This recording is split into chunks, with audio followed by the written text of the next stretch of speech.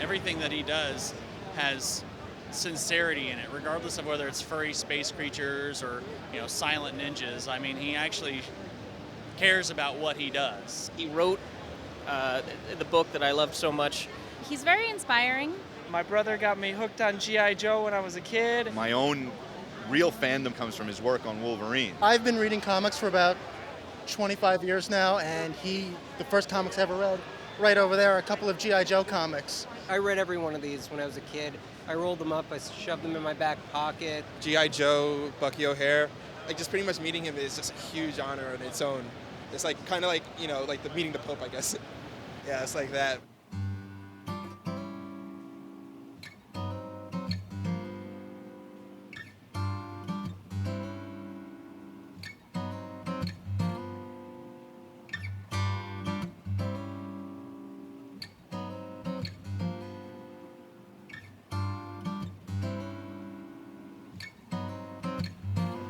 I'm Larry Hama.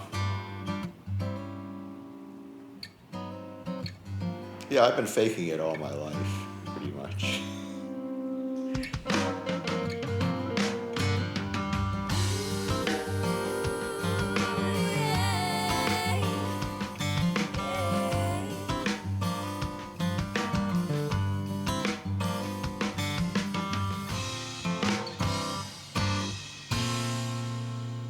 I was at the Buddhist church, and this older guy walks up to me and he says, "I was a good friend of your father's.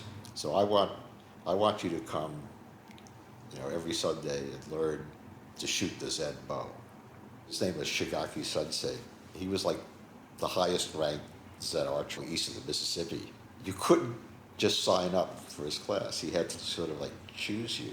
It was done in, real old school. So I went to study the Zen bow with him. And I was a kid, too. Everybody else was like over 30, And they didn't know what to make of me. But I think I understood what he was getting at for some reason. Because I remember, halfway through the session, he would stop everybody, and he would make a pot of tea, and then he would take out cookies. He would always have like a box of Lord of Dunes, and he would put these Lord of Dunes on this paper plate, and like everybody had to sit and drink tea and eat cookies. And there was this one woman who said one day, "Oh, Sensei, we're shooting so well today. Maybe we should just skip the tea and cookies and shoot more arrows." And Shigaki looked at her like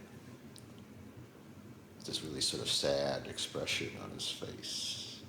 He said, "Oh, Maureen, you don't understand. Tea and cookies just as important as shooting arrows."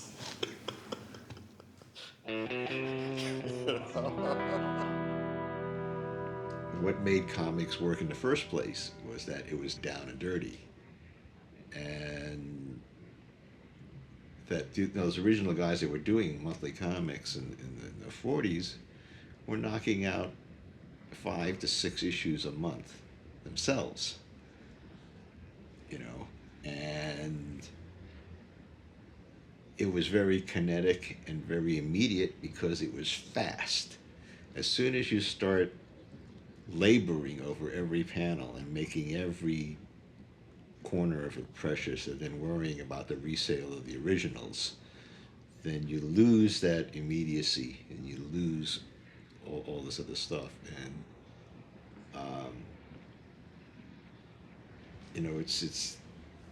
it's the slickness factor, that all this stuff gets like slicked up, and you don't care about it. Anything that's vital, any form that's vital is got to be constantly evolving, and a lot of the evolving is due to exterior forces, Photoshop, and the way comics were colored. And that changed completely the way comics look, because now you could do all this modeling and shading with the color. And before, it was just sort of like tints over black and white chiaroscuro drawings. So in the old way, where you had like hand-separated color, you needed like a third of the panel to be black. You needed dense shadow, and a whole language, a visual language evolved where you could do double lighting effects. It's like if you had a light behind somebody, you had this shadow like down the middle of his face like this, right? Solid black. But if you try to do that with Photoshop coloring, it looks like the guy's got like black paint on the front of his face. It no longer works. So now all comics are drawn without dense black. They're all just outlines, and all the modeling is done with the color. And that changes completely what the comics look like. You can no longer have the look of a Wally Wood comic, or any comic that was really dependent on that type of inking.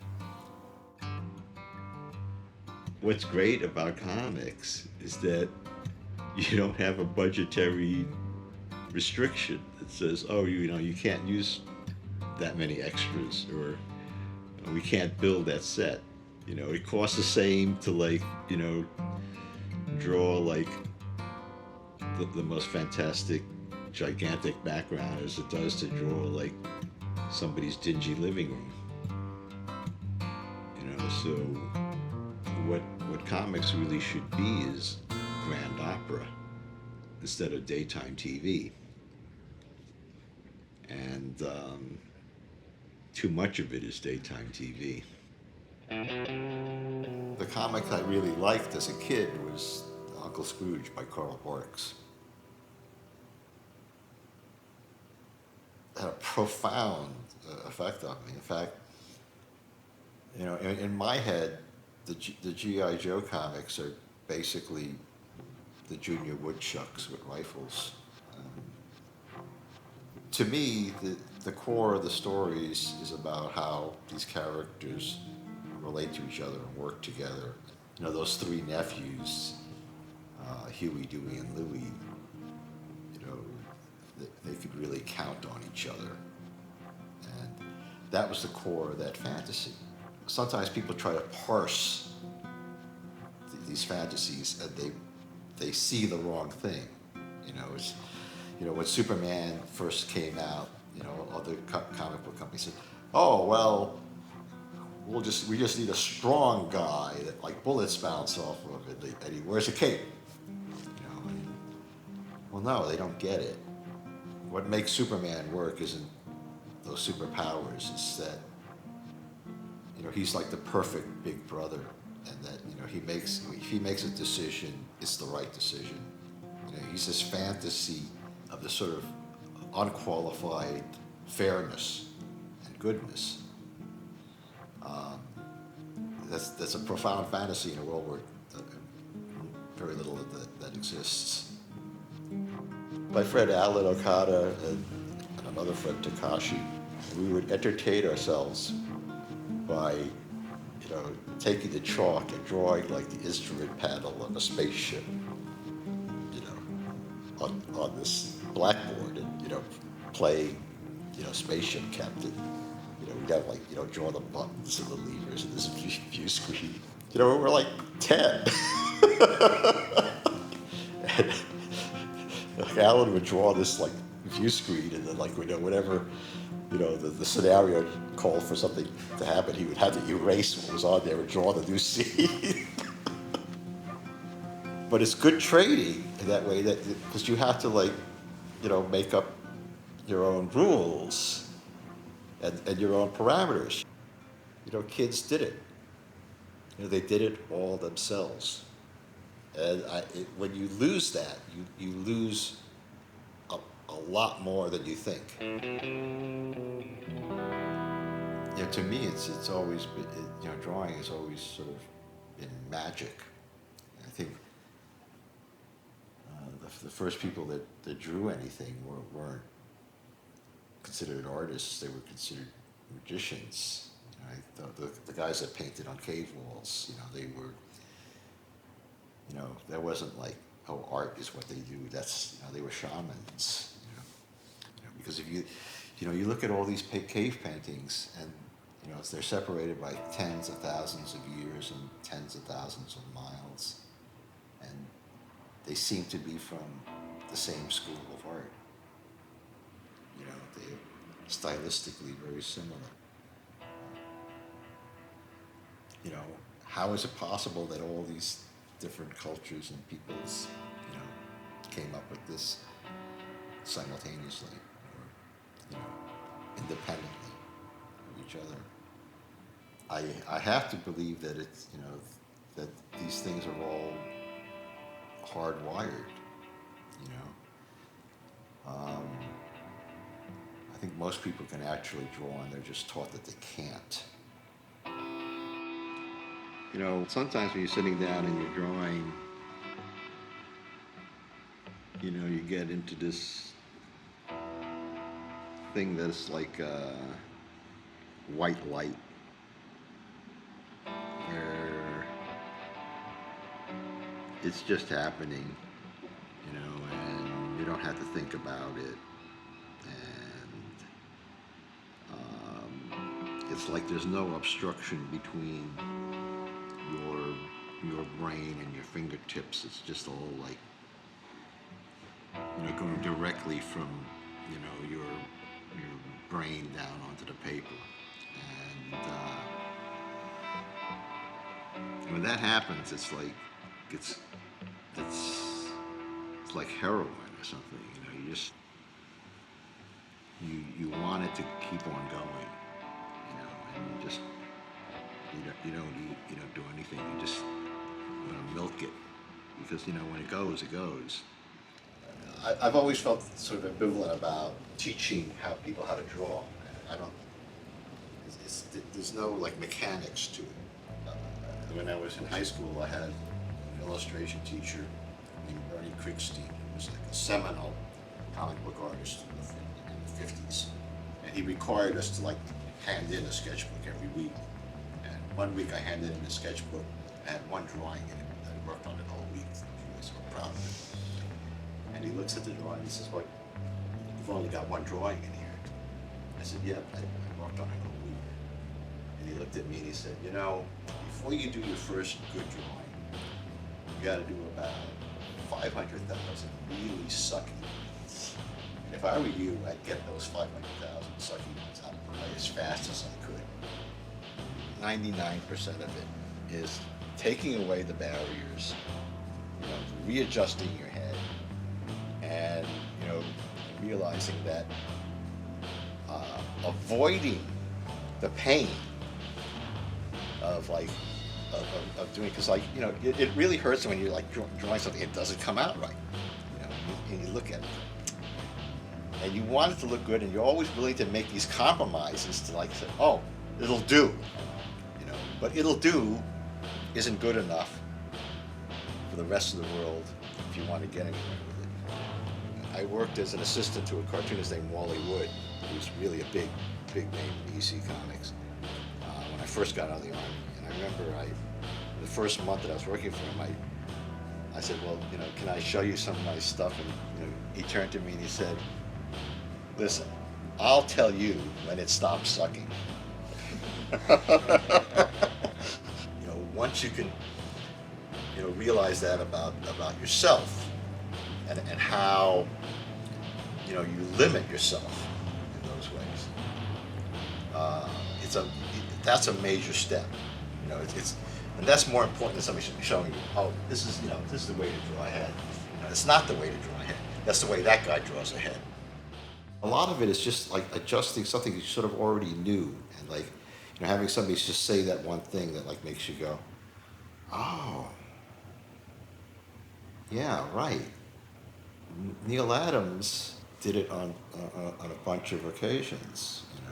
When this guy Michael Golden that drew Bucky O'Hare and the non-comic, I first walked in the door, and Neil looked at his work, Neil turned to me and said, well, what it is about this guy's work that, people that don't draw don't understand is that there isn't a single millimeter of line in his drawings that isn't driven by conscious thought. And he said, and the rest of us, the best of us, we're lucky if we're doing 50%.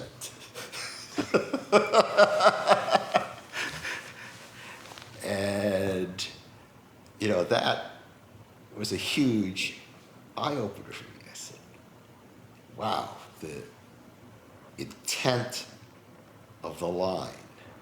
I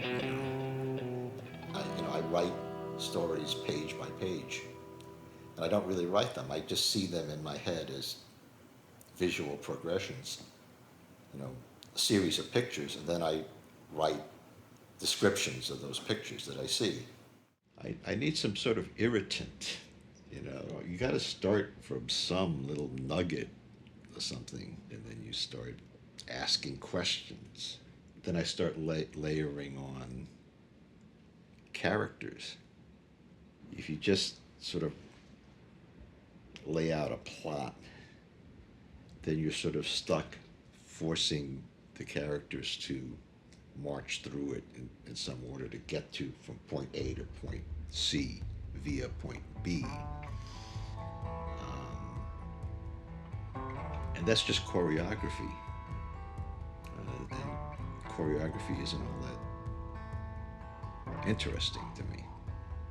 What I want to see myself is the development of the character and how the character reacts to the events, and how the character is changed by those events or changes others. One thing that I stumbled upon early was that if I base the characters on people I know, or people that are familiar to me through movies or something, then I have an easy way to keep these characters very consistent. By making all these characters sort of anchored that way, I could keep track of them and not lose the direction of the character. And that's really important in keeping any sort of fantasy cohesive. You can go off on these weird tangents, and you're still there because you're there with those characters. And nobody remembers the plots anyway. So I'm not denigrating plots completely. I'm just saying that plots aren't where I start from. You have to make the plot make sense, or else, no matter how good your characters are, if they're sitting on a plot that makes absolutely no sense, and that leads to a Deus ex machina conclusion, then people aren't going to come back for the next issue. Because all plots are the insertion of an unrealistic order into what is natural chaos. Real stories don't have endings. It's like there is no happily ever after. It's like other shit happens. A lot of times you read stuff and it gets to the end. It's like you had the feeling that the characters don't go any further than that ending. That's the fault of the writer. That's like not making those characters have their own substantial reality. It's also, I don't know what's going to happen on any given story until I get to the end. I start out on page 1, and I have no idea what's going to happen on page 2. So, I engineer it so that scenes end at the end of a page. You get to the end of the page, and it's the end of the thought or the scene. And, that's the medium dictating form to you, to a degree, but you have to let the medium dictate form to you. Writing comics as a whole is a different philosophy and a different attitude and a different set of priorities and skills. And I've spent most of my life trying to figure them out because I'm anal retentive enough to want to see some order in things and be able to replicate what I do instead of that awful, scary feeling of having to, jump off the deep end into God knows what every time. And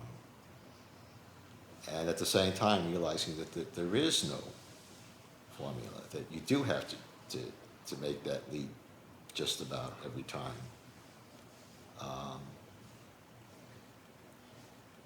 Or else you're just recycling the same stuff.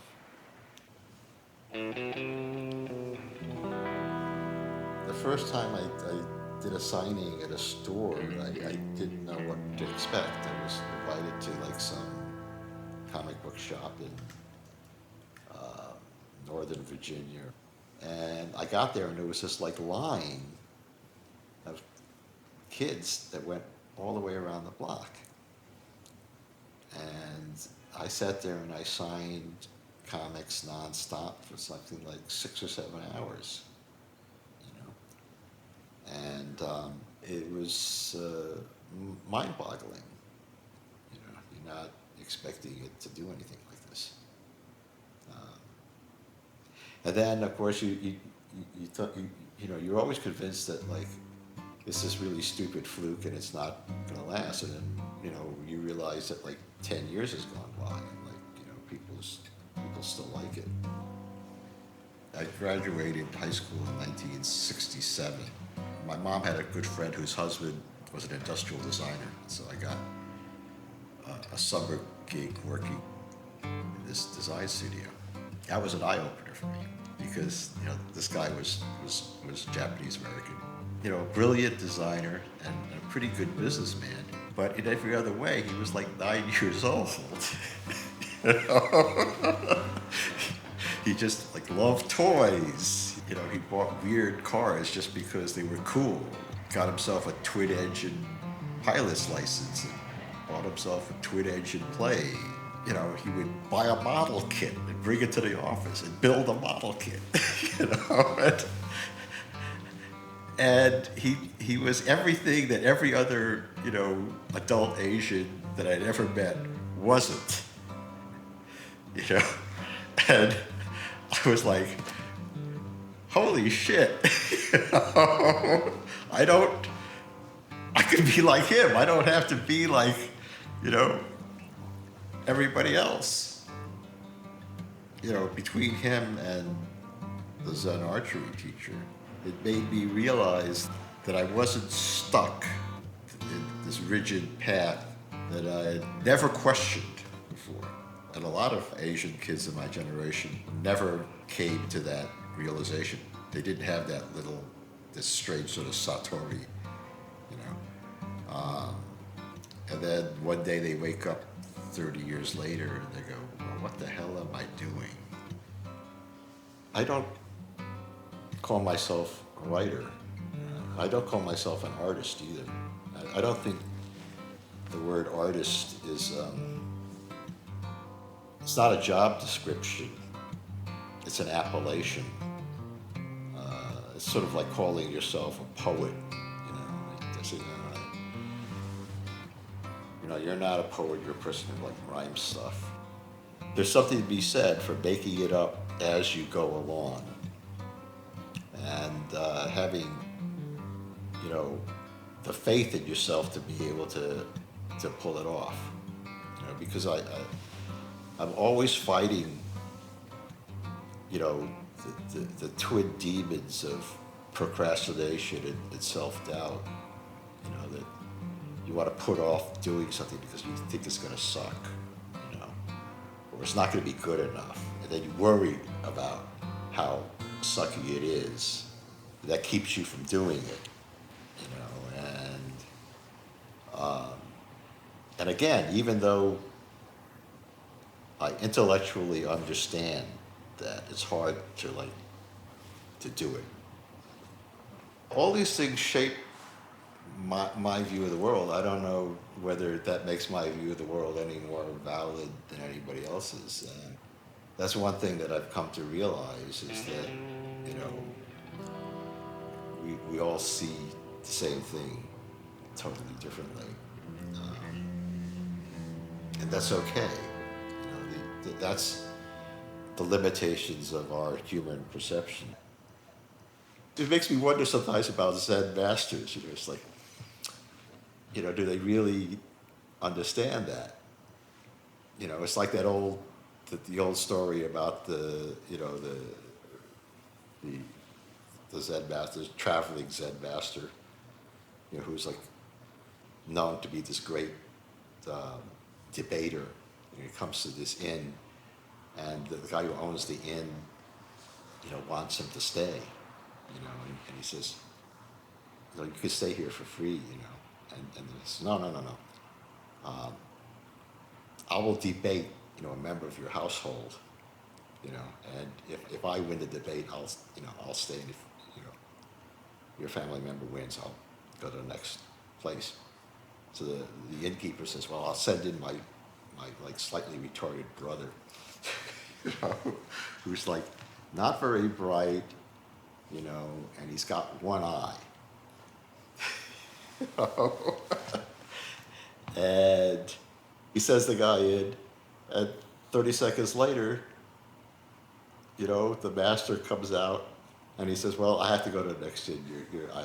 Your brother is, you know, he's too amazing. And the innkeeper says, well, why? And the man says, well, you know, as soon as your brother walked in, I held up one finger like this, obviously meaning Amida Buddha. And so to reply to that, your brother held up two fingers, obviously meaning the Buddha and his teachings. Dharma. So the only reply I could make to that was to hold up three fingers, obviously meaning the Buddha, the Dharma, and the Sangha, the congregation. And your brother's reply was, they're all one. So he leaves. The guy goes in to see his brother, and he says, well, like, oh, I'm just amazed. And the brother says, well, what's amazing? You know, I walk in and the stupid guy is sitting there, and he holds up one finger, obviously meaning, hey, you've only got one eye. So I held up two fingers, obviously meaning, so what? You've got two. And then the idiot holds up three fingers, obviously meaning, hey, between the two of us, we have three eyes. So I went to hit him. But, you know, I don't know. So it's hard to tell, you know. It makes me realize that, like, you know, people take a lot of stuff that I say too seriously. You identify with the first or the second guy? I think I'm the stupid guy with one eye, you know.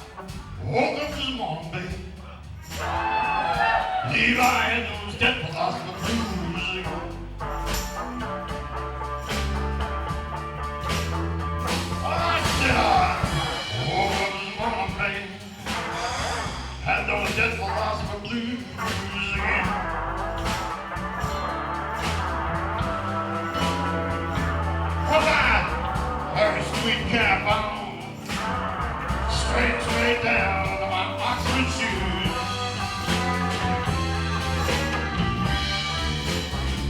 Oh, so when I was driving me crazy, Bruce make me wanna cry.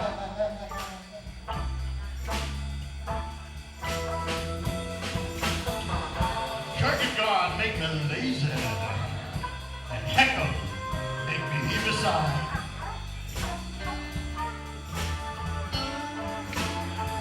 You know I can't understand a manual can't. And Nietzsche make me want to lay down and die. Here come the stops, Dave. I've been freaked to death by Plato and Aristotle. Been addicted till I just want to hit the bottle. Geometrically confused by Rene Descartes. Pragmatized, existentialized by Emerson, Lake and Sartre. Oh!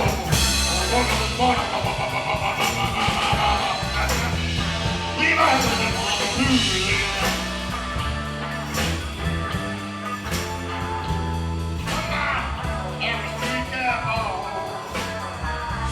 Straight down to my Oxford shoes.